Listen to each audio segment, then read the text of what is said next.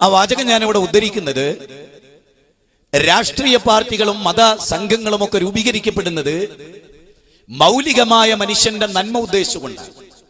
ഇപ്പൊ ജീവകാരുണ്യ പ്രവർത്തനം, ഇവിടേക്ക് കയറി വന്ന എൻ്റെ ഉമ്മയുടെ പ്രായമുള്ള അമ്മ, അവരുടെ കണ്ണുകൾ നനഞ്ഞിരുന്നു.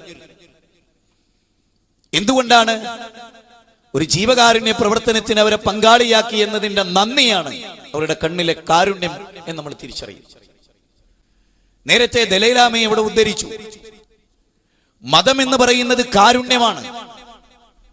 കാരുണ്യ വിരുദ്ധ പ്രവർത്തനം മതമല്ല. ഞാൻ വളരെ ഗൗരവമായ ഒരു ചരിത്ര സംഭവം പറയാം. പ്രവാചക തിരുമേനിയെ നേരത്തെ ബഹുമാനനായ സ്വാമിജി ഇവിടെ ഉദ്ധരിക്കുകയുണ്ടായി. ലോകത്ത് ഏറ്റവും കൂടുതൽ തെറ്റിദ്ധരിപ്പിക്കപ്പെട്ട ഒരു മതത്തിന്റെ പ്രതിനിധിയായിട്ടാണ് ഞാൻ നിങ്ങളുടെ മുമ്പിൽ നിൽക്കുന്നത്.